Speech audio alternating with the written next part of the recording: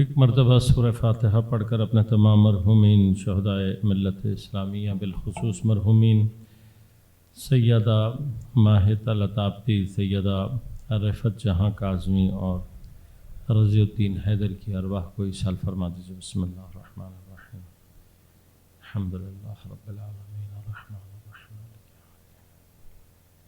اہدنا الصراط المستقیم صراط الذین انعمت علیہم غیر المغضوب علیہم ولا الضالین۔ بسم اللہ الرحمن الرحیم، قل ھو اللہ احد اللہ الصمد لم یلد ولم یولد ولم یکن له کفوا احد۔ قل ھو اللہ احد اللہ الصمد لم یلد ولم یولد۔ بسم اللہ الرحمن الرحیم، قل ھو اللہ احد اللہ الصمد لم یلد۔ اللہم صل۔ اعوذ باللہ السمیع العلیم من الشیطان الرجیم، بسم اللہ الرحمن الرحیم، الحمد للہ الذی ہدانا لہذا وما كنا لنهتدی لولا ان هدانا اللہ، لقد جاءت رسل ربنا بالحق، الصلاة والسلام على رسول المسدد المصطفى الأمجد المحمود الأحمد أبي القاسم محمد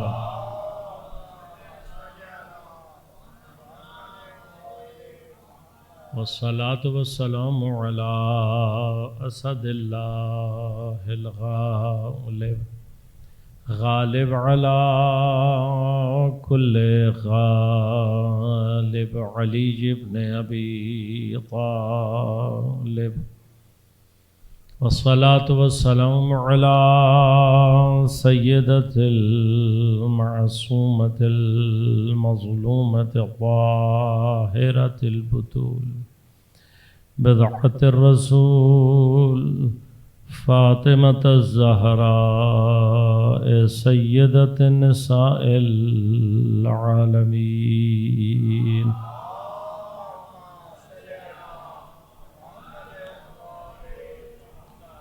والصلاة والسلام على الحسن المجتبى والحسين المظلوم وأهل بيته الطيبين الطاهرين المعصومين المظلومين المنتجبين المنتخبين، لا سيما بقية الله في الأرضين، روحي وأرواح العالمين لتراب مقدمه الفداء، ولعنة الله على أعدائهم أجمعين، أما بعد، قال الله تعالى في كتابه الكريم، بسم الله الرحمن الرحيم، يسبح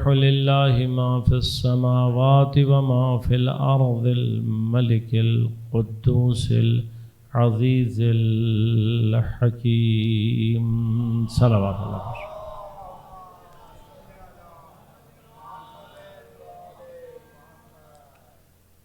مومنین کرام، سامعین محترم، عزیزان گرام قدر، ایام شہادت مظلومان حضرت سیدہ کونین جناب زہرا سلام اللہ علیہا کے سلسلے میں برپا کی گئی ان 5 مجالس میں تسبیح کے عنوان سے آج ہماری آخری گفتگو آپ کی خدمت میں تقدیم کر رہا ہوں۔ موضوع پر گفتگو کے لیے سورہ مبارک جمعہ کی ابتدائی آیت کو سرنامہ کلام کے طور پر انتخاب کیا اور آپ کی خدمت میں تقدیم کیا۔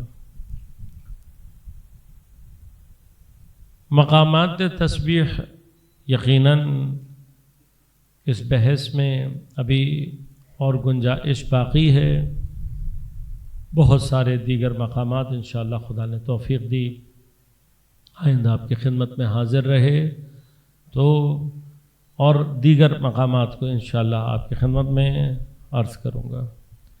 آج کوشش یہ ہے کہ گفتگو کو کسی منطقی انجام تک، نتیجے تک پہنچا سکوں۔ پروردگار عالم جس تسبیح کی طرف متوجہ فرما رہا ہے، اور قرآن کریم میں کثرت کے ساتھ اللہ تبارک و تعالی نے انسان کو اس امر کی طرف متوجہ کیا ہے کہ جو کچھ بھی کائنات میں ہے، ما فی السماوات و ما فی الارض، جو کچھ آسمانوں میں اور جو زمین میں ہے، حتی دائرے کو وسعت دے کر فرمایا ان من شیء الا ویسبح بحمدہ، کہ کوئی شے نہیں ہے مگر یہ کہ تسبیح کرتی ہے پروردگار عالم کی۔ لہذا ہر وہ چیز کہ جو شے کہلانے کی صلاحیت رکھتی ہے وہ مشغول تسبیح پروردگار ہے، اور یہ تسبیح ہر شے کی اس کے درجہ وجودی کے اعتبار سے۔ اب درجہ وجودی بھی جس قدر متأخر ہے اتنا پست ہے، اور جتنا متقدم ہے یعنی جتنا شروع میں ہے درجہ اتنا بلند اور افضل ہے۔ اور اس اعتبار سے اگر نگاہ کی جائے تو فرشتگان، ملائکہ، اوائل کی جو مخلوقات اور درجہ وجودی ہیں اس سے تعلق رکھتے ہیں، اول مخلوق نہیں ہیں لیکن اوائل میں خلق ہونے والی مخلوقات میں سے۔ لہذا اس اعتبار سے اگر فرشتے کی تسبیح کو کچھ دیر کے لیے سمجھنے کی کوشش کی جائے تو یقیناً کائنات خلق اور موجودات میں فرشتوں کی تسبیح بہت افضل اور بہت بلند ہے۔ وہ اس اعتبار سے بھی کہ جس درجہ وجودی میں وہ ہیں اس درجہ وجودی کا شعور اور ادراک شدید ہے۔ اسی طرح سے منزل تقرب الہی کی کیفیت کے اعتبار سے اور معرفت پروردگار عالم کے اعتبار سے فرشتوں کے مقامات افضل ترین مقامات ہیں۔ اب ان مقامات میں ہوتے ہوئے کوئی عبد اور کوئی مخلوق جب تسبیح کرے گی تو یقیناً وہ تسبیح تمام کمال کے ساتھ ہوگی، تمام معنی فضائل اور بلندی کے ساتھ ہوگی۔ اسی طرح سے فرشتوں کا تعلق جس عالم سے ہے، عالم ملکوت، یہ عالم ملکوت ٹائم اینڈ اسپیس کی کانسٹرینٹ، زمان اور مکان کی محدودیت سے بھی فارغ ہے۔ وہ زمان کی اور مکان کی ان کے لیے محدودیت معنی نہیں کرتی، وہ کب سے ہیں، کب تک رہیں گے، کہاں تک ہیں، کیا ہے، ہم اس بارے میں تصور بھی پیدا نہیں کر سکتے۔ اور ہمیں تھوڑا سا تصور دینے کے لیے، تھوڑا سا دریچہ کھولنے کے لیے اللہ تبارک و تعالی نے عالم آخرت، بالآخر عالم آخرت خود عالم ملکوت ہے، عالم آخرت کے ایک دن کو انٹروڈیوس کرا کے اللہ تبارک و تعالی نوعاً ہمیں اور آپ کو سمجھانا چاہتا ہے، یعنی اشارہ دینا چاہتا ہے کہ وہ عالم کس قدر ایمنس، کتنا بڑا، کتنا وسیع عالم ہے۔ فرمایا کان مقدارہ 50,000 سنہ، ایک دن اس عالم کا دنیا کے 50,000 سالوں سے زیادہ ہے۔ ایک دن 50,000 سال کے برابر، 50,000 سال، یہ آج بھی اگر انسان سوچے تو اس کی عقل کام کرنا چھوڑ دیتی ہے کہ کتنا بڑا زمانہ ہو سکتا ہے 50,000 سال ایک دن۔ لیکن اس 50,000 سال کو بھی تھوڑی سی دیر کے لیے یہ سوچئے گا کہ یہ قرآن 50,000 کا لفظ اس وقت استعمال کر رہا ہے کہ جس زمانے میں نومیریکلی انسان کے ذہن میں 70 کی تعداد بھی بہت حساب ہوتی تھی۔ لہذا قرآن میں بعض مقامات پہ جو 70 کا عدد استعمال ہوا ہے وہ علماء فرماتے ہیں کثرت کے معنی میں ہے۔ وہ آج کے دور میں 70 کا عدد تقریباً ہمارے لیے کوئی اس کا خاص معنی نہیں ہے۔ کیوں اس لیے کہ کیپٹلسٹ ورلڈ نے ہمیں مادیات میں بعض جگہوں پہ ایسا عجیب و غریب مبتلا کیا ہے کہ ہم جس دھوکے میں مبتلا ہیں اسی کو خود سمجھ نہیں پا رہے. خود جو بزرگان ہیں میری بات کی طرف زیادہ متوجہ ہوں گے اور حس کر پائیں گے، نوجوان شاید اس کو اس طریقے سے محسوس نہ کر پائیں، لیکن جو سینئر افراد ہیں ان کو اندازہ ہوگا کہ ایک زمانے میں تنخواہ اگر مثلا دہائی یعنی 10 روپے 15 روپے بھی ہوتی تھی تو اس کو بڑی تنخواہ سمجھا جاتا تھا. پھر ایک زمانے میں وہی تنخواہیں 100 میں جب آنے لگی، سینکڑوں میں بات ہونے لگی تو بڑی تنخواہ تھی. پھر ایک وقت آیا کہ جب ہزاروں میں بات ہونے لگی، ہزاروں سے گزرتے ہوئے بات لاکھوں میں آئی.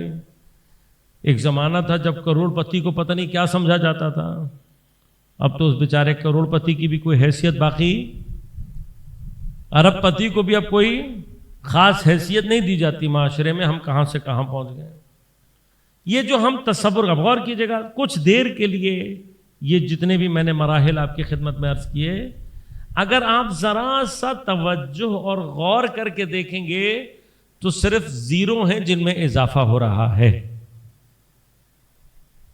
زیرو کا اضافہ ہے نا. وہ 10 میں آپ نے ایک زیرو لگا دیا، سینکڑوں بن جائیں گے. دوسرا لگا دیں گے، ہزاروں بن جائیں گے. تیسرا لگا دیں گے، 10,000 ہو جائے گا. وہ زیرو بڑھاتے چلے جائیں گے. نومیریکل ویلیو جو بڑھ رہی ہے، یہ جو زیرو کے ذریعے سے نومیریکل ویلیو بڑھ رہی ہے، اس کی ان ریالٹی اگر دیکھا جائے، حقیقت میں دیکھا جائے تو کوئی خاص ویلیو نہیں ہوتی. یہ ایک اسپیکولیٹو معیار ہے کہ آپ زیرو کو لگا کر آپ یہ سمجھ رہے ہیں کہ ہم بہت امیر ہو رہے ہیں، لیکن جب اس کو کمپیریٹیولی حساب کیا جاتا ہے تو آج کا آدمی ارب پتی ہو کر بھی پرانے دور کے سینکڑوں والے کے مقابلے میں غریب اور فقیر. کمپیریٹیولی اگر آپ حساب کریں تو ہم زیرو میں خوش ہیں کہ شاید زیرو لگ کے کو بڑا کمال ہو رہا. زیرو میں کمال نہیں ہے. لہذا غور کیجئے گا، یہ جو اصل نومیریکل ویلیو، اصل جو نمبرز ہیں وہ 1 سے 9 کے درمیان، اور اس 1 سے 9 کے درمیان میں جو سب سے بڑا عدد ہے وہ 9 ہے. وہ اب ہمیں اور آپ کو یہ سوچنا، یہ جو ہم دنیا میں یہ سمجھتے ہیں ہمارے پاس بہت کچھ ہے، وہ ہم دنیا سے گئے تو آگے جتنے بھی زیرو چھوڑ جائیں گے وہ پھر زیرو ہی رہ جاتے ہیں. دیکھنا یہ ہے کہ ہم اپنے ساتھ کون سا عدد لے کر جا رہے ہیں. وہ ہم 1 سے 9 کے درمیان میں ہم خود کہاں کھڑے ہیں. خود جتنا ہماری اپنی ویلیو ہوگی اتنا ہمارے ساتھ جائے گا. باقی جتنا بھی ہمارے ساتھ لگا ہوا ہے، یہاں سانس آنا بند ہوئی وہ سب کا سب زیرو ہو جاتا. سب کا سب چھوڑ کر جانا ہے، کوئی چیز آپ کے ساتھ نہیں جائے گی. یہی اس دنیا کی مادی دولت اور مادی مقامات کی حیثیت. تب قرآن بنیادی طور پر جس نقطے کی طرف متوجہ کر رہا ہے، البتہ ایک چھوٹا سا لطیف اشارہ کرتا چلا جاؤں کہ عدد میں جو میں نے عرض کیا کہ اصل عدد 1 سے 9 کے درمیان میں ہے، وہ بھی اتفاق نہیں ہے کہ حضرت زہرا سلام اللہ علیہا کا عدد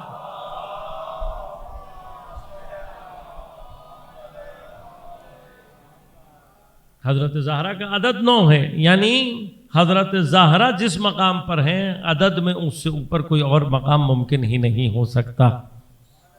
اور ہمارے عدد نے بھی اسی سے حیثیت پیدا کرنی ہے. یعنی ہم جتنے جناب سیدہ سے متصل ہو کر اپنے آپ کو اس والے 9 عدد والے 9 نہیں، حضرت زہرا والے 9، اس سے اپنے آپ کو جتنا نزدیک کر لیں گے، قیامت میں خود بخود اتنی قیمت پیدا کرتے چلے جائیں گے.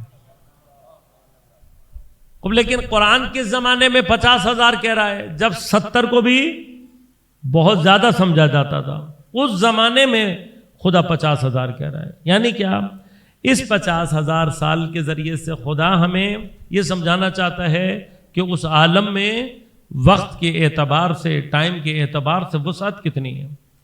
اب اس وسعت کے ساتھ پتہ نہیں کب سے ہیں اور پتہ نہیں کب تک رہیں گے، اور جس عالم میں ہیں جب اس کی حدود محدودیت زمانی نہیں ہے، تو اب وقت سے مابرا ہو کر تقرب اور وجود کے اعلیٰ ترین مراحل میں آ کر معرفت کمال کے ساتھ جو تسبیح ادا ہو رہی ہوگی، ہم اور آپ فرشتے کی تسبیح کو تصور بھی نہیں کر سکتے.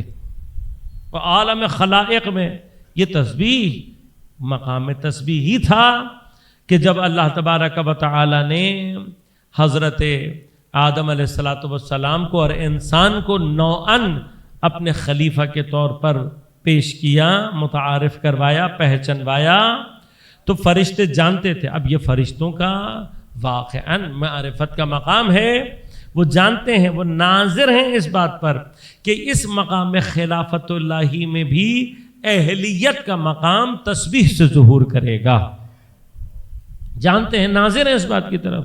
چونکہ ناظر ہیں اس بات کی طرف، لہٰذا انسان کے مقابلے پر جب اپنے معیار کو پیش کیا تو کیا کہا؟ نحن نسبح بحمدک ونقدس لک، پروردگار ہم تسبیح کرتے ہیں، ہم تیری تقدیس کرتے ہیں۔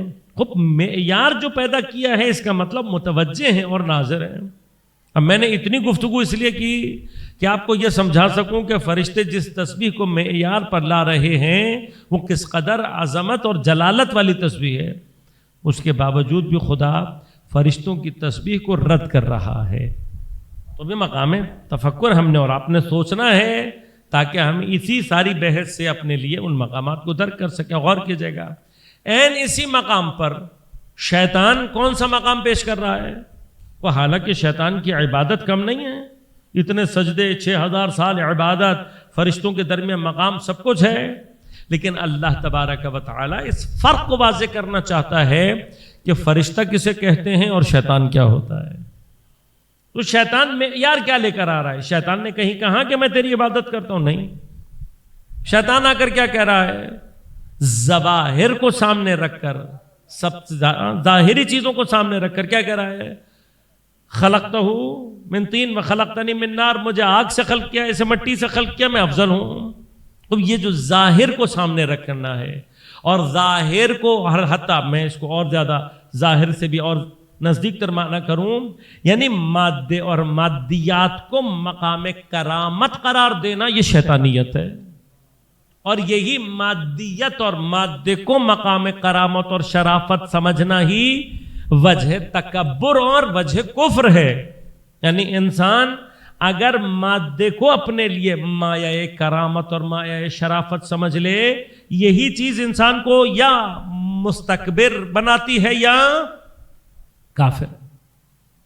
لہذا روایات ہمارے پاس موجود ہیں کہ اگر کسی نے کسی شخص کا احترام اور اکرام اس کے مادی اور مالی حیثیت کے اعتبار سے کیا، جو پیسے والے صاحب ہیں، یہ احترام اور اکرام اگر اس کے مال کی وجہ سے ہے، اس کی مادی حیثیت کی وجہ سے ہے، تو یہ اکرام اور یہ احترام بھی نوعاً شرک ہے۔ اور خدا کے نزدیک مقام کیا ہے؟ انما اکرمکم عند اللہ اتقاکم۔ اصل مقام شرافت و کرامت کیا ہے؟ عزت کرنی ہے کسی کی، احترام و اکرام کرنا ہے، تو معیار تقویٰ ہے، نہ کہ مادہ۔ خود ہمارے لیے اس سے پہلے کہ ہم کسی اور کے بارے میں بات کریں، یہ دیکھنا کہ میں اپنے اندر جنبہ شیطانی رکھتا ہوں یا جنبہ ملک جنبہ فرشتگان رکھتا ہوں، میرے اندر ڈائمنشن کس چیز کی ہے، میرے اندر تمایل کس طرف ہے، میں زیادہ شیطان کی طرف ہوں یا زیادہ فرشتوں کی طرف ہوں۔ اس کا ایک معیار یہ ہے کہ میں یہ دیکھوں کہ میری نظر میں تقویٰ اور عبادت کی حیثیت زیادہ ہے یا دنیاوی مال اور دنیاوی عہدوں کی حیثیت۔ لہذا شیطان کو رد کیوں کیا گیا ہے؟ اس لیے کہ شیطان اصلاً اس وادی میں نہیں ہے۔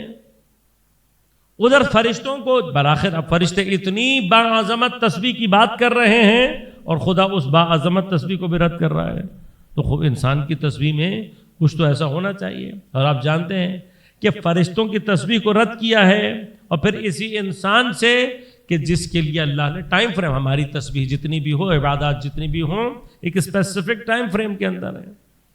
ہم سے اللہ تعالیٰ کیا فرما رہا ہے؟ بلکہ انسانوں سے بطور عموم ہے، بطور خصوص پیغمبر کو مخاطب کر کے سورہ مبارکہ حجر کی آخری آیات میں ارشاد فرما رہا ہے فَسَبِّحْ بِحَمْدِ رَبِّكَ وَكُن مِّنَ السَّاجِدِينَ۔ اے حبیب تسبیح کرو اپنے پروردگار کی، حمد کے ساتھ سجدے کرو پروردگار کو، فَاعْبُدْ رَبَّكَ، اور عبادت کرو اپنے پروردگار کی، حَتَّى يَأْتِيَكَ الْيَقِينُ، یہاں تک کہ تمہیں موت نہ آ جائے۔ یعنی یہ عبادت کی تسبیح بھی کب تک کرنی ہے؟ جب تک زندہ ہو۔ اب یہی مقام خلافت اللہ ہی، اس مقام خلافت اللہ ہی میں جو افضل ترین مقام و درجہ ہے وہ خود حضرت نبی اکرم صلی اللہ علیہ وآلہ وسلم۔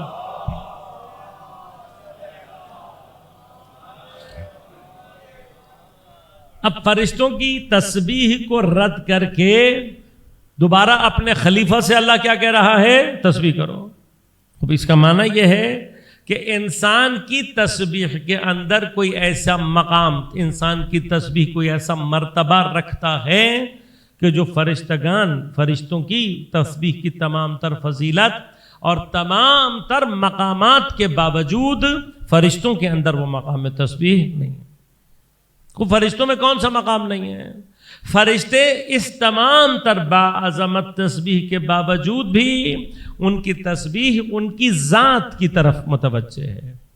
لہذا بحث ہے یہ اپنی جگہ پر کہ فرشتوں کی تسبیح آیا وہاں پر ان کی ذات کے اعتبار سے نفس ان کا اس تسبیح میں ہوتا ہے نہیں ہوتا، ان کے وجود کی ماہیت میں تسبیح ہے، یہ ساری ابحاث اپنی جگہ پر ہیں۔ لیکن جو بھی مقام ہے، فرشتے کی تسبیح جتنی بھی باعظمت ہوگی رہے گی اس کی ذات کے گرد۔ یعنی کیا؟ فرشتہ اپنی تسبیح سے، اپنے مقام سے، اپنی ذات سے کسی اور کو ترجیح دینے کی صلاحیت نہیں رکھتا۔ اور فرشتے کے لیے ایثار اور قربانی اس کو سمجھنے کی بحث نہیں ہے، لیکن اس ایثار اور قربانی کے مقام میں ورود پیدا کرنے کا مسئلہ ہے۔ لہذا فرشتہ ایثار اور قربانی کے اعتبار سے ان مفاہیم میں اس طریقے سے ورود پیدا کر ہی نہیں سکتا جو کہ اللہ تبارک و تعالی نے انسان کے لیے اس دنیا میں مہیا فرمائے ہیں۔ لہذا یہ انسان، اب یہ جو ایثار اور قربانی کا مرحلہ ہے یہ اس وقت تک حاصل نہیں ہوتا جب تک کہ انسان اس مادی دنیا سے انقطاع کی کیفیت اپنے اوپر طاری نہ کرے۔ جب تک کوئی اپنے آپ کو دنیا سے نہ کاٹے تب تک یہ مقام اس کے لیے حاصل نہیں ہوتا۔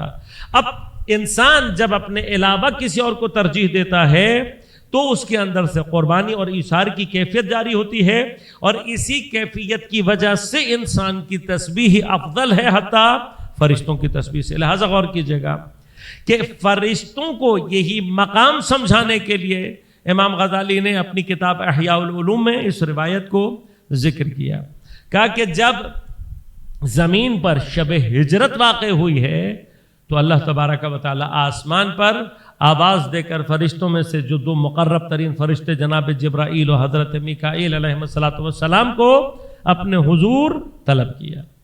اس کے بعد فرمایا کہ تم نے اعتراض کیا تھا نا کہ میں نے انسانوں کو مقام خلافت اللہ ہی کیوں عطا کیا، تو آج تمہیں اس کا جواب ملے گا، لیکن اس سے پہلے فرمایا کہ جیسے میں نے زمین پر اخوت کو جاری کیا اسی طرح سے آسمان پر بھی اخوت کو جاری کیا اور تم دونوں کو ایک دوسرے کا بھائی بنایا۔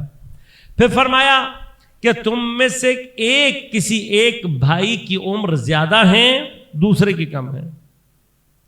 یہ نہیں بتایا کس کی زیادہ ہے کس کی کم ہے، یہ نہیں بتایا کہ کتنی زیادہ اور کتنی کم ہے، صرف یہ بتایا ایک کی زیادہ ہے ایک کی کم۔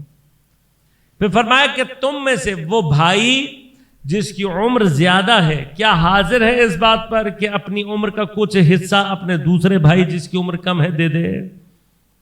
تو فرمایا کہ دونوں فرشتے سر جھکا کر کھڑے رہے، شاید یہی سوچ رہے ہوں گے کہ ہم تو خلق ہی اللہ کی عبادت اور قرب کی منزل کے لیے ہوئے ہیں، جتنا یہ مقصد زیادہ حاصل ہو جائے اتنا بہتر۔ تو فرمایا دونوں کے ہی سر جھکے رہ گئے۔ جب دونوں نے کوئی جواب نہ دیا تو اب اللہ تبارک و تعالی نے فرمایا ان دونوں فرشتوں کو مخاطب کر کے کہ اب جاؤ ذرا جا کر زمین پر دیکھو کیسے ایک بھائی اپنی زندگی کو دوسرے بھائی پر قربان کرنے کے لیے تیار۔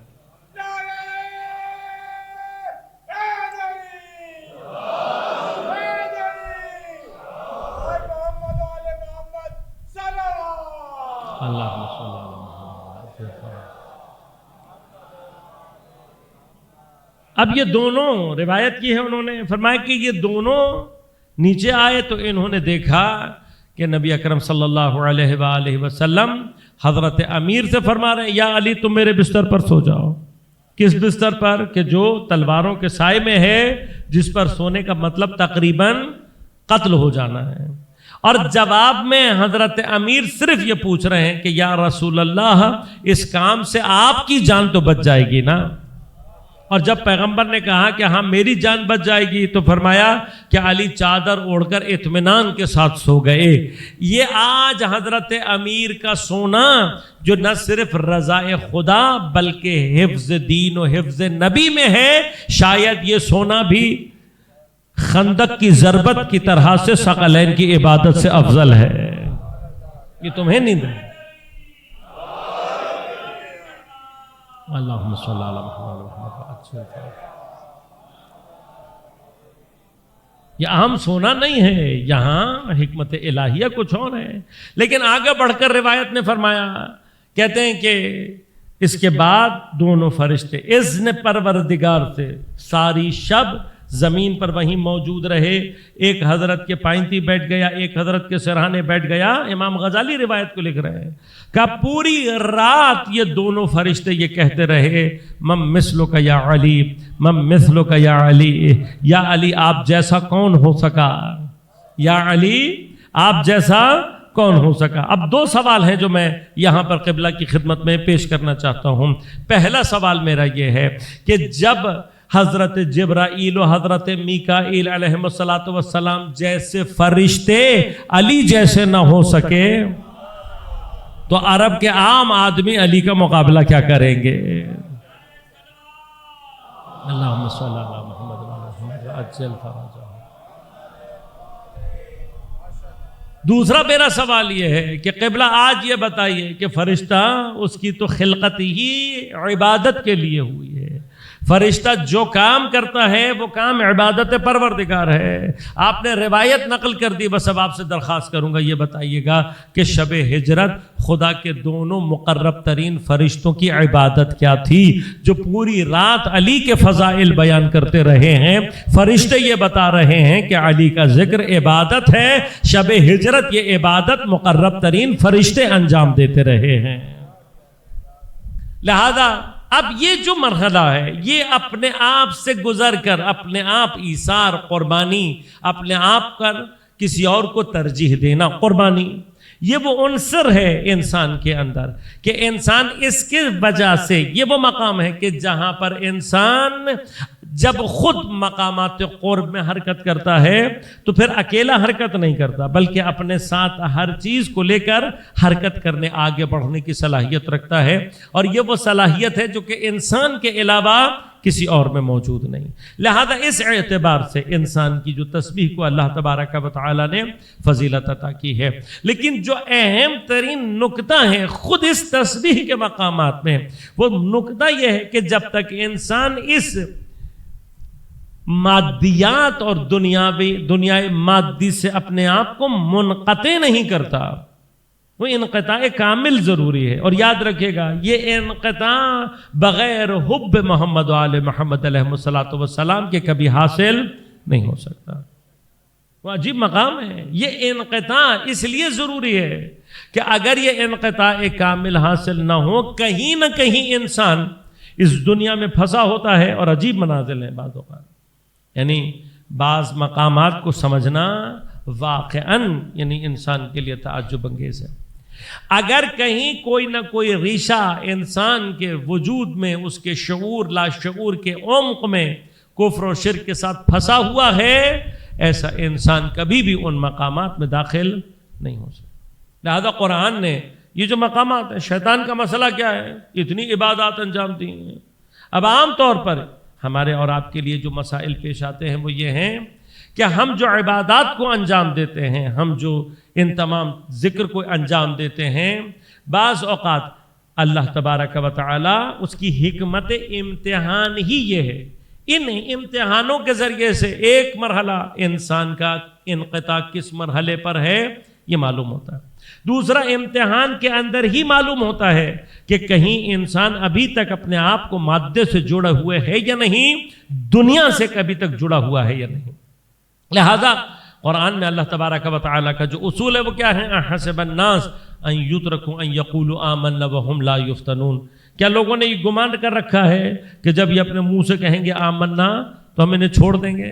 نہیں، انہیں آزمائیں گے۔ کیوں آزمائیں گے؟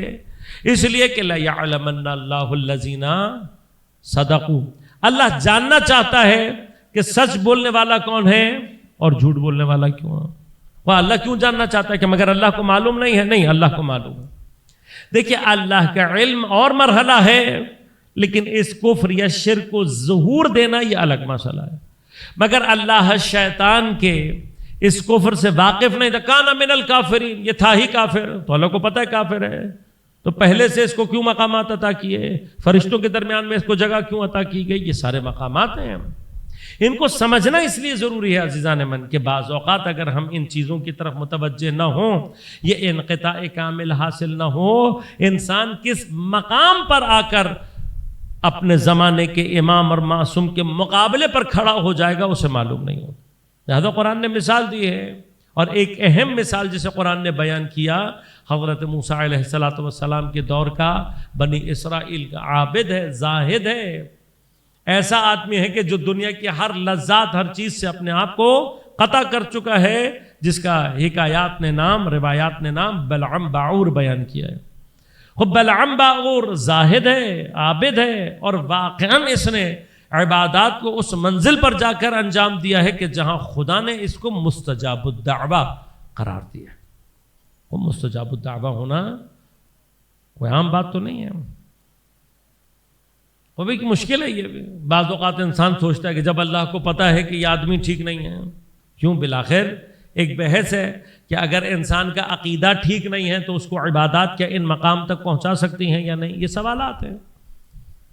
اب ان کا جواب کیا ہے؟ وہ ایک جواب یہ ہے عزیزان من، یاد رکھیے گا، بعض اوقات انسان کے لاشعور میں کفر اور شرک اتنی گہرائی میں چھپا ہوا ہوتا ہے کہ خود انسان اس کفر اور شرک سے واقف نہیں ہوتا، لہذا وہ شعوری اعتبار سے مومن ہوتا ہے، اور شعوری اعتبار سے مومن ہونے کے بعد وہ مسلسل عبادات کو انجام دیتا ہے اور شعور کے ساتھ انجام دیتا ہے۔ اب جب شعور کے ساتھ انجام دے رہا ہے، محنت کر رہا ہے، مومن بھی ہے اللہ ظاہر، تو پھر خدا کیا کرتا ہے؟ اس کا اجر اسے عطا کرتا ہے، مقامات عطا کرتا ہے۔ انہی مقامات میں سے ایک مقامات، اسی لیے شیطان کو کیوں عطا کیے گئے مقامات؟ اس لیے کہ شعوری اعتبار سے مومن ہے، 6000 سال عبادتیں کر رہا ہے، آسان نہیں ہے، لیکن لاشعور کی گہرائی میں کہیں کفر اور شرک دبا ہوا ہے۔ یہ جو لاشعور میں دبا ہوا کفر اور شرک ہے، یہ سوائے مشکلات اور سوائے امتحانات کے کسی اور طریقے سے باہر نکل ہی نہیں سکتا۔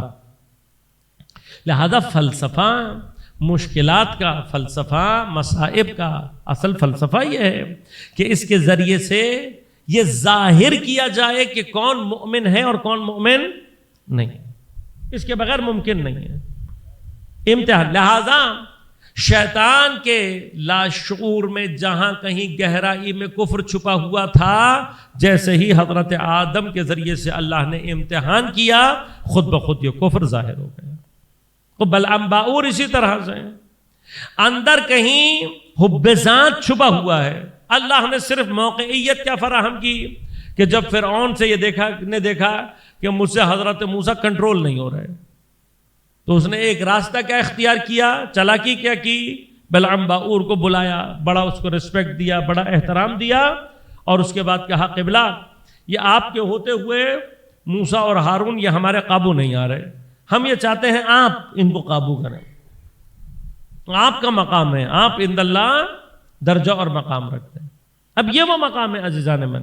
بلعم باعور کا پہلا مرحلہ کیا ہے؟ پہلی مشکل ہے کہ کہیں حب ذات، اب یہ جو کہا نا کہ قبلہ بزرگوار آپ آ کر کریں، تو اب وہ منیت جو اندر چھپی ہوئی تھی وہ سامنے آ گئی، وہ میری حیثیت ہے، میں مستجاب الدعوہ ہوں، وہ مستجاب الدعوہ ہو لیکن تمہارے سامنے اولی العزم پیغمبر ہے۔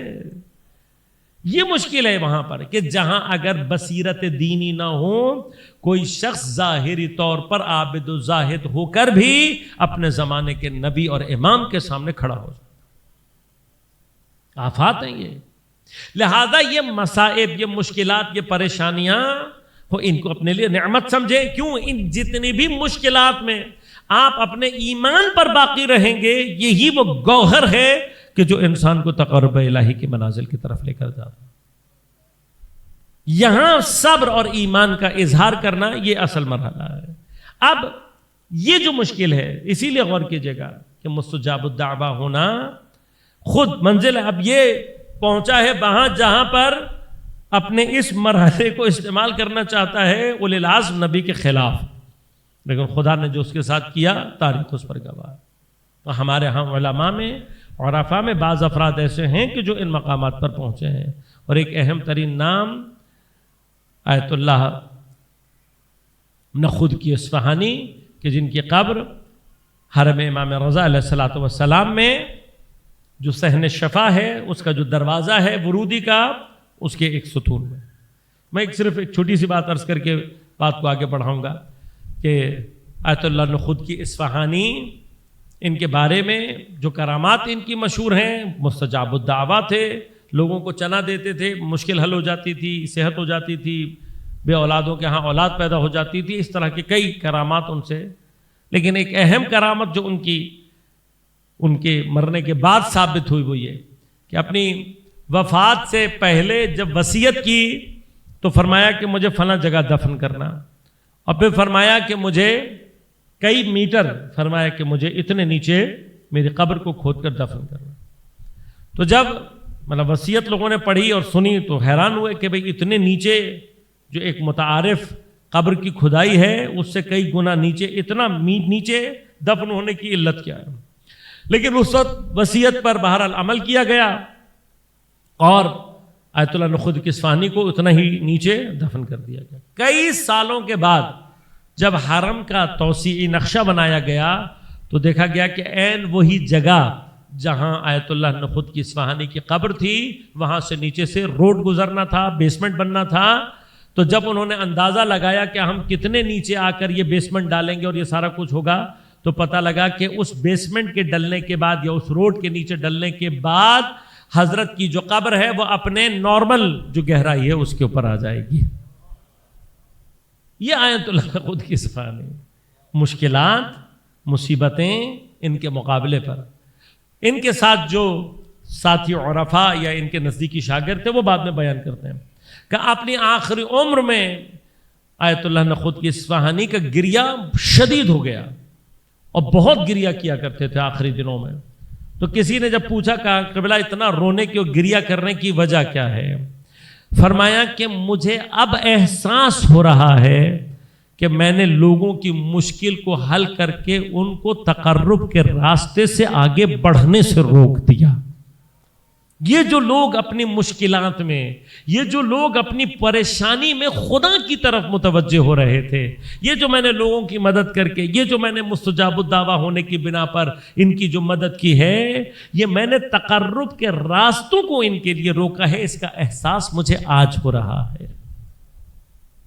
یہ مشکلات، یہ مصیبتیں، یہ پریشانیاں، اسی وجہ سے یاد رکھیے گا، خود ایک فلسفہ مصیبت و پریشانی میں یہ جو سوال کیا جاتا ہے کہ اہل بیت اطہار علیہم الصلوۃ والسلام یا انبیاء، انہوں نے تو کوئی گناہ نہیں کیا، انہوں نے تو کچھ ایسا نہیں کیا، تو کئی جہات سے اس بحث کو کیا جا سکتا ہے، لیکن ایک اہم ترین بحث یہ بھی ہے کہ ان کے اوپر پڑھنے والی جتنی بھی مشکلات، اس کی جو بھی وجہ ہو اپنی طرف ہے، ایک فلسفہ اس کا یہ ہے کہ سخت ترین مصائب کے باوجود بھی ان افراد نے اپنے ایمان کو اور مضبوط کر کے خدا کی اس بات کو ثابت کیا ہے کہ یہ میرے مخلص بندے ہیں، جتنی مرضی مشکلات آ جائے میرا در چھوڑ کر کہیں اور جانے والے نہیں ہیں۔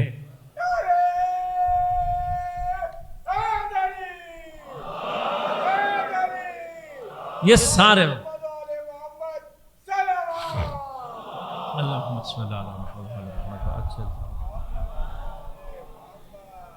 یہ سارے وہ مقامات ہیں کہ جن کو اہل بیت اطہار نے ثابت کیا ہے۔ اس سے زیادہ سخت حالات اور مصائب کے باوجود اس سے زیادہ ایمان کی کیفیات کو کسی نے اپنے اندر سے ظہور نہیں دیا۔ لہذا زیدان من، اب یہ جو تسبیح کا مقام ہے، یہ جو ذکر کا مقام ہے، وہ انسان کو جب ہم فرشتے سے کمپیئر کر رہے ہیں تو انسان کی مختصر سی زندگی میں اس مختصر سے ذکر، اس مختصر سے عبادت، اس مقام تسبیح کی اللہ ظاہر کوئی حیثیت نہیں۔ اب یہ جو حیثیت ایک انسان کے اندر خود گزشتگی، مادے سے انقطاع، ایثار، قربانی، یہ مقامات ہیں. اور اس کے بعد جو چیز انسان کی تسبیح کو واقعاً مانا، کیونکہ اس کے بغیر یہ خود حاصل ہوگا مقام کس کے ذریعے سے؟ حب محمد و آل محمد علیہ الصلوۃ والسلام کے ذریعے سے.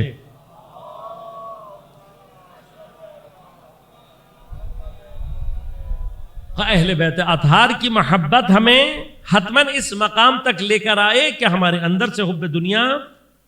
لیکن اب یہ محمد و آل محمد علیہ الصلوۃ والسلام سے تعلق، یہ وہ تعلق ہے کہ جو حقیقت میں ہماری تسبیح کو مان دیتا ہے.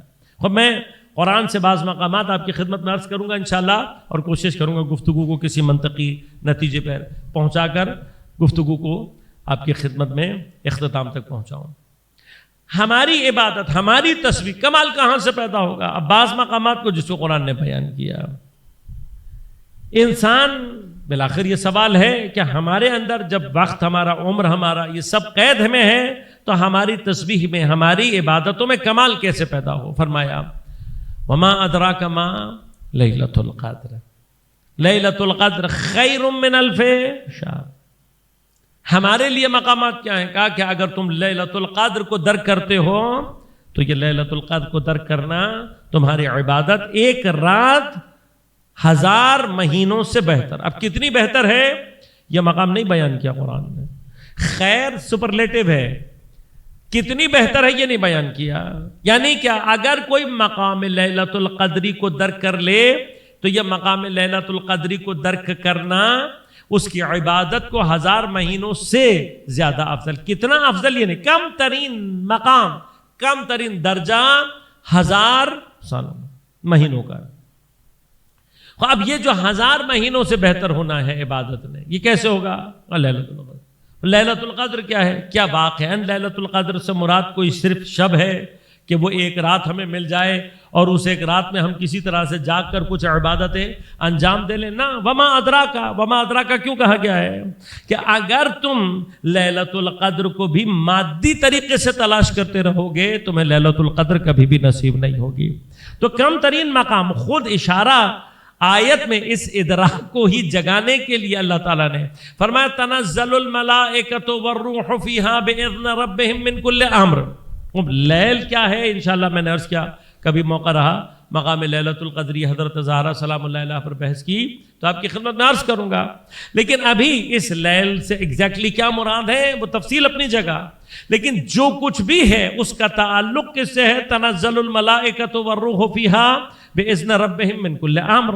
اس امر کے نزول سے متعلق ہے. اب بحث صرف اتنی ہے کہ اسے کبھی بھی لیلۃ القدر سمجھ میں نہیں آ سکتی جب تک کہ اسے اس امر کے نازل ہونے والے صاحب امر کا ادراک نہ ہو. پوری رات کی اہمیت کس لیے ہے کہ امر نازل ہو رہا ہے. اب اللہ نے امر کو نازل ہونے کے بعد بحث چھوڑ دی ہے. کیوں؟ اتنی تو ہماری عقل اور ادراک کو جگانا چاہتا ہے کہ اتنی تو اپنے اندر عقل پیدا کرو کہ جب اس رات کی اہمیت اس سارے امر کے نازل ہونے پر ہے اور یہ امر نازل ہو رہا ہے تو زمین پر کوئی صاحب امر ہونا چاہیے کہ جو اس امر کو وصول کر سکے. یہ سب کچھ بیان کر کے ادراک پر چھوڑا ہی اسی لیے ہے کہ اگر تم سوچنے اور تدبر کرنے والے، اگر عقل کو استعمال کرنے والے نہیں ہو، ساری زندگی بھی عبادت کرتے رہو گے، لیلۃ القدر کو درک نہیں کر سکتے. عقل کیا کہہ رہی ہے؟ عقل یہ کہہ رہی ہے کہ لیلۃ القدر کا مقام صاحب امر کے ساتھ ہے. تو اب جو صاحب امر کی معرفت پیدا کر لے، یہی معرفت اس کی عبادت کو 1000 مہینوں سے بہتر بنا دیتی ہے. یہی معرفت. اللہم صلی اللہ علیہ وسلم. لہذا غور کیجئے گا، انسان کی عبادتوں میں یہ کثرت، عبادتوں کے اندر یہ کیفیت. سورہ مبارکہ قارعہ میں ارشاد فرمایا فَأَمَّا مَنْ ثَقُلَتْ مَوَازِينُهُ، جس کی عبادت کا وزن، جس کے اعمال کا وزن زیادہ، فَهُوَ فِي عِيشَةٍ رَاضِيَةٍ، وہ راضی زندگی میں ہوگا. وَأَمَّا مَنْ خَفَّتْ مَوَازِينُهُ، جس کے اعمال کے وزن ہلکے ہوئے. تو اب یہ پوچھا گیا کہ یہ اعمال میں وزن کہاں سے آئے گا؟ اس لیے کہ عبادتوں کی تعداد اپنے تعداد کے اعتبار سے زمان و مکان کی قید میں ہے. ہم ایک وقت سے زیادہ جو ہمیں زندگی میں دیا، اگر انسان 24 گھنٹے بھی عبادت کرتا رہے تب بھی محدود ہے. اس محدود عبادت میں وزن کہاں سے آئے گا؟ تو ان تمام اوزان کو بیان فرمایا ہے، روایات نے اشارے فرمائے ہیں کیسے یہ وزن بڑھے گا. فرمایا اعمال سارے کے سارے متوقف ہیں نماز پر.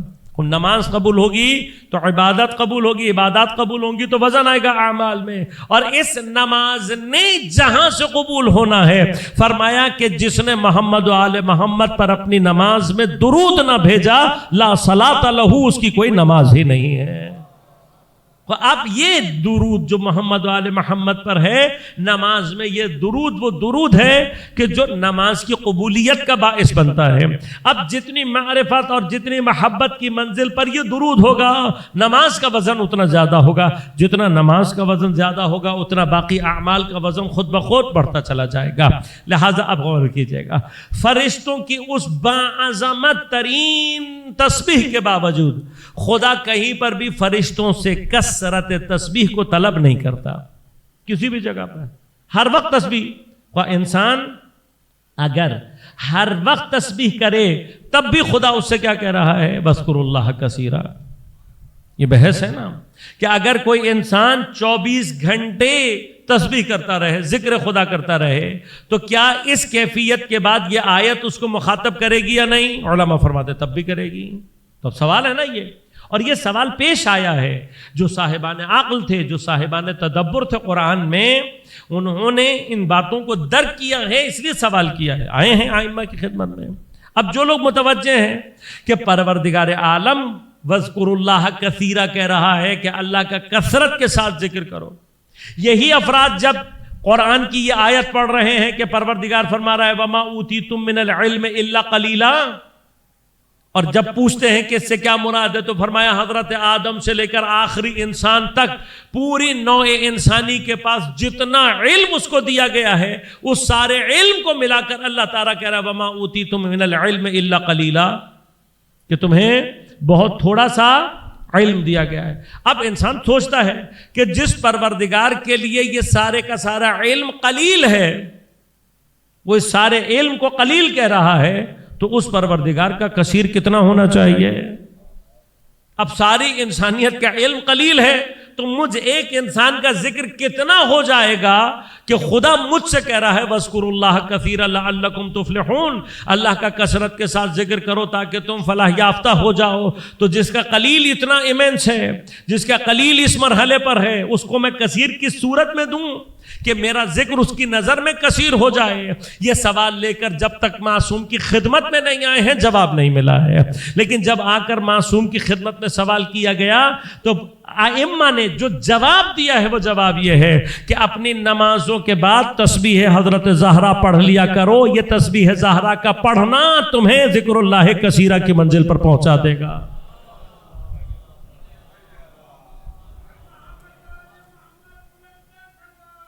اللہم صلی اللہ علیہ محمد.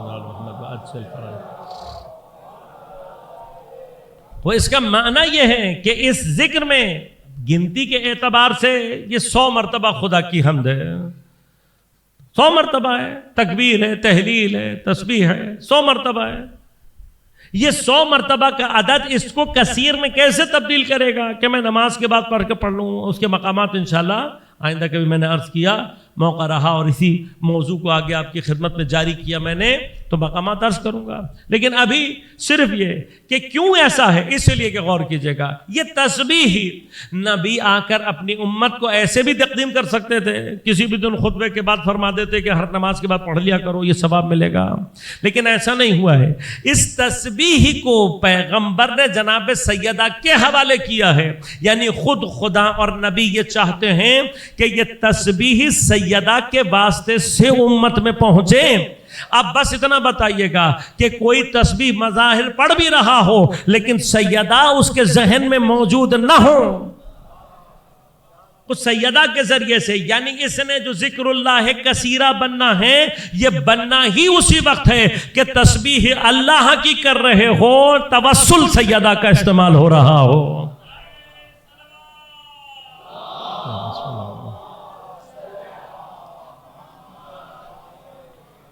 لہذا حضرت زہرا کا نام، حضرت زہرا کا تصور، یہ جو نماز کے بعد آپ اٹھنے کے بعد جب تسبیح ہاتھ میں لیتے ہیں یا تسبیح پڑھنے کا ارادہ کرتے ہیں اور آپ کے ذہن میں یہ پہلی بات آتی ہے کہ جو تسبیح پڑھنے جا رہا ہوں یہ تسبیح حضرت زہرا سلام اللہ علیہا ہے، لہٰذا اب ہماری بے دلی سے پڑھنا ہمیں کہاں پہنچائے گا وہ ایک الگ بحث ہے، لیکن یہ جو حضرت زہرا اسی وجہ سے یاد کیجیے گا۔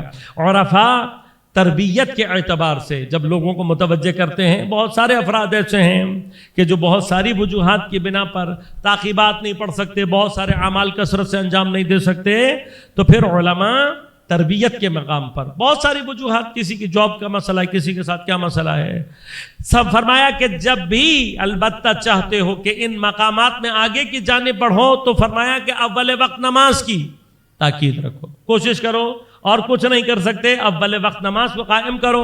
اول وقت نماز کے بعد کسی بھی تعقیب کی کوئی انہوں نے حیثیت نہیں رکھی، یعنی اس کو اتنی اہمیت نہیں دی، فرمایا ایک اول وقت نماز اور ایک اس کے بعد مداومت رکھو تسبیح حضرت زہرا سلام اللہ علیہا پر۔ خب جناب سیدہ سے توسل، حضرت زہرا سے منسوب ہو جانا ذکر کو خود بخود کثرت کے مقام پر لے جاتا۔ یہ مقامات حضرت زہرا کے، یہ فضائل حضرت زہرا سلام اللہ علیہا، ان تمام مقامات اور ان تمام فضائل کے باوجود جناب سیدہ سلام اللہ علیہا دفاع دین اور دفاع ولایت میں اپنے آپ کو جس مرتبے اور جس مقام پر پیش کر رہے ہیں، مرکز و محور ہے سیدہ عالم تسبیح میں، عالم ذکر میں، ان تمام فضیلتوں کے باوجود اپنی تمام تر عزت، اپنی جان، حتیٰ اپنے محسن کو لے کر دفاع دین کے راستے میں۔ یہ سیرت حضرت زہرا، ان شبوں میں، ان ایام میں ذکر حضرت سیدہ سلام اللہ علیہا میں عزیزان من اہم ترین مقام یہ ہے کہ ہم جناب سیدہ کی اس سیرت مقاومت کو درک کریں، ہم سمجھنے کی کوشش کریں کہ سیدہ اس عرصے میں بابا کے بعد 75 سے 90 دن، بعض روایات نے 40 دن نقل کی، ان 75 دنوں میں سیدہ نے اپنا ہدف مقاومت اور دفاع ولایت قرار دیا، اور اس دفاع ولایت میں سیدہ سب کچھ قربان کرنے کی منزل پر آئی۔ لہذا سیرت حضرت زہرا سلام اللہ علیہا کا ایک اہم پہلو یہ ہے کہ جس وقت زمانے کا امام تنہا رہ جائے تو پھر ہر چیز کو قربان کرنے کے لیے میدان میں اترا۔ وہ ان شبوں میں، آج کی شب کی گریا میں، پہلے مرحلے میں اپنے آپ سے سوال کریں کہ میں نے حضرت کی سیدہ کی مقاومت کی سیرت سے سیکھا کیا، میں نے اپنے زمانے کے امام کی خدمت میں کیا تقدیم کی، اور کہیں قلب متوجہ ہو زہرا سلام اللہ علیہا کی طرف تو جو مقام دعا ہے وہ یہ کہ حضرت سے یہ توفیق مانگے کہ بی بی ہمیں اپنی طرح سے اس مقاومت کی توفیق عنایت کرو کہ ہم پھر آپ کے بیٹے کی راہ میں اسی طرح سے قربانی دے سکیں۔ لہذا اپنی تمام تر آبرو لے کر سیدہ جلتے ہوئے دروازے اور دیوار کے درمیان، پہلو ٹوٹ گیا، بازو متورم ہو گیا، انگلیوں پہ تازیانوں کے نشان ہیں، چہرہ متورم ہے، آنکھ میں خون ہے۔ اتنی مصیبتوں، اتنے مسائل، ان سب کے باوجود سیدہ کو معلوم ہے کہ میں نے علی کی پشت کو مضبوط رکھا ہوا ہے، لہذا حضرت سے اپنے غموں، اپنی تکلیفوں کو چھپاتی رہی، لیکن ان تمام مصائب کے ساتھ دربار میں جانا سیدہ کو 18 سال میں بوڑھا کر گیا۔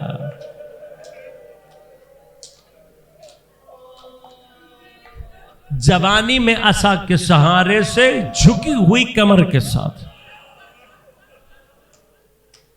اب ذرا تلاش کرے سیدہ اتنا گریہ کیوں نہ کرے؟ ایک طرف سے بابا کے جانے کا غم ہے، دوسری جانب سیدہ دیکھ رہی ہے میرے بابا کی محنت برباد ہو رہی ہے، तीसरी तरफ हजरत अमीर का हक लुटता हुआ देख रही है, चौथी जानिब से हजरत अमीर पर होने वाले मसाइब को देख रही है। अपने ऊपर मसाइब आ रहे हैं, मोहसिन का दाग सीने में लिए हुए हैं। अरे इतने गमों के साथ बाबा की कब्र पर बैठकर क्यों ना कहे सुब्बत अलैया।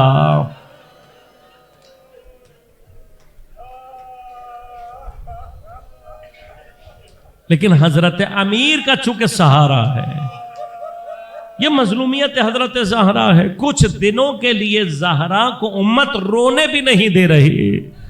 अली से आकर शिकायत कर रहे हैं, सैयदा से कहो या दिन में रो लिया करे या रात में।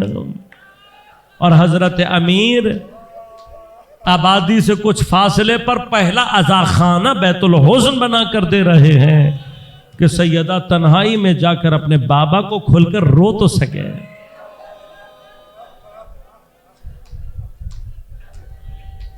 या अली, आपने तो बैतुल हुज़्न बना दिया, नबी की बेटी कम से कम खुल के रो तो सके। हुसैन की बेटी को तो किसी ने रोने भी नहीं दिया।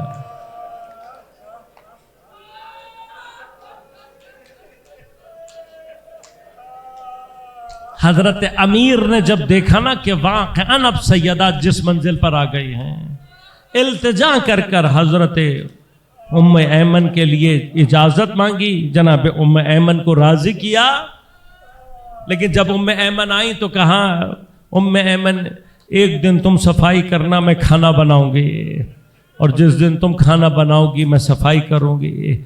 जनाब उम्मे ऐमन ने कहा, भाई आप पे तकलीफ ज्यादा है, मुझे काम कर लेने दें। फरमाती हैं उम्मे ऐमन, मुझे अली के घर में सफाई करना पसंद है, मुझे अपने बच्चों के लिए खाना पकाना पसंद है। उम्मे ऐमन एक दिन वारिद हुई तो देखा कि सफाई भी हुई है, खाना भी तैयार है। आकर खिदमत में कहा, बीबी मैं आने वाली थी, मेरे हिस्से का काम आपने क्यों किया? कहा, उम्मे ऐमन मालूम नहीं दोबारा अली के घर में सफाई कर पाऊंगी या नहीं। बीबी खाना मुझे बनाने देती, मालूम नहीं दोबारा अपने बच्चों के लिए ग़िज़ा आमादा कर सकूंगी या नहीं। उम्मे ऐमन, अपने हुजरे में जा रही हूं, जब तक मेरी तस्बीह की आवाज आती रहे समझना मैं जिंदा हूं। तस्बीह की आवाज बंद हो जाए समझना ज़हरा बाबा के पास चली गई है। खुदा जाने उम्मे ऐमन किस कल्ब के साथ हुजरे के दरवाजे पर बैठी थी, जब एक मर्तबा ये तस्बीह की आवाज आना बंद हो गई। उम्मे ऐमन तड़प कर वारिद हुई है, बीबी को आवाजें दे रही है। बीबी से जब कोई जवाब न पाया, जैसे ही चादर को हटा कर देखा बीबी अपने बाबा से जाकर मुल्हक हो चुकी है। उम्मे ऐमन रोना चाहती थी तो दरवाजे पर दक्कुल बाब हुआ। जाकर देखा तो हसनैन आए हैं। बीबी वसीयत करके गई थी, उम्मे ऐमन पहले मेरे बच्चों को खाना खिला देना, फिर मेरे बारे में बताना। उधर शहजादों की हालत अजीब है, सर पर अमामे नहीं हैं, गिरेबान खुले हुए हैं, पैरों में नालैन नहीं हैं। सीने से लगाकर पूछा, शहजादों ये हालत क्यों है? कहा, माँ से मिलने का दिल चाह रहा है। फरमाया, अभी इस्तराहत कर रही हैं, आप पहले खाना खा लें। एक मर्तबा शहजादों ने चेहरे को देखकर पूछा, कहा, अम्मा उम्मे ऐमन, आपने कभी हमें माँ के बगैर खाना खाते हुए देखा? फिर एक मर्तबा कहा, अम्मा उम्मे ऐमन, हमने अपनी माँ को कभी इस वक्त में इस्तराहत करते हुए देखा नहीं है। भैया वो मकाम था जब उम्मे ऐमन के अश्क जारी हुए, शहजादों के हाथ पकड़कर हुजरे में लेकर आई हैं। अब जो बच्चों ने माँ को देखा, एक मर्तबा इमाम हसन लिपट कर माँ से रोना शुरू हुए। तारीख कहती है, पहले तो कुछ देर हुसैन दूर खड़े रोते रहे, फिर आगे बढ़े।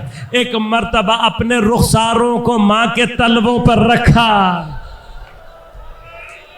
रो कर कहते हैं, अम्मा तुम्हारा हुसैन आया। اما اپنے حسین سے بات کرو۔ جناب ام ایمن نے کہا شہزادوں جا کر علی علیہ السلام کو خبر کرو، بچے اپنی آوازوں کو دبائے ہوئے ہیں لیکن آنکھوں سے اشک جاری ہیں، اس کیفیت میں دوڑتے ہوئے مسجد کی طرف چلے ہوئے۔ راستے میں جس نے شہزادوں کو دیکھا پوچھا ایک مرتبہ کیا ہوا، لیکن شہزادے روتے ہوئے علی کے پاس پہنچے۔ علی کے کان میں خبر دینا تھی، ارے فاتح خیبر کے چہرے کا رنگ متغیر ہو گیا۔ ایک مرتبہ علی غش کھا کر زمین پر گرے، لوگوں نے دوڑ کر علی کو بیدار کیا۔ آج علی زمین سے کمر کو تھام کر ویسے اٹھے ہیں جیسے کربلا میں حسین عباس کے جنازے سے اٹھے تھے۔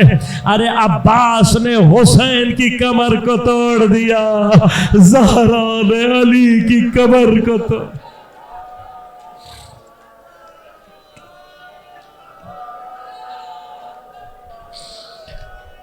لڑکھڑاتے ہوئے قدموں سے پہنچے ہیں، بی بی کی وصیت کے مطابق رات کی تاریکی کا انتظار کیا۔ رات کی تاریکی میں غسل و کفن دے کر جب ایک مرتبہ بی بی کو لے کر مرقد تک پہنچے ہیں، راوی کہتے ہیں ابھی تک علی نے بڑے صبر کا مظاہرہ کیا تھا، لیکن جیسے ہی ہاتھوں پر سیدہ کا جنازہ لے کر قبر کی طرف نگاہ کی، علی دھاڑے مار مار کر رونا شروع ہوئے۔ اتنی شدت سے علی نے گریہ کیا کہ ایک مرتبہ قبر سے 2 ہاتھ برآمد ہوئے۔ علی نے ہاتھوں کو پہچانا، ایک مرتبہ ارشاد کیا السلام علیک یا رسول اللہ، پھر فرمایا یا رسول اللہ علی امانت واپس کرنے آیا ہے، لیکن یا رسول اللہ امانت لی تو سالم تھی، آج لوٹانے کے لیے آیا ہے تو جگہ جگہ سے ٹوٹی ہوئی ہے، لیکن یا رسول اللہ آپ کی بیٹی صابرہ بہت تھی۔ ارے علی کو اپنے دکھ نہیں بتائے، آپ کے پاس آ رہی ہے، اپنی بیٹی سے پوچھ لیجیے گا امت نے زہرا کے ساتھ کیا سنا۔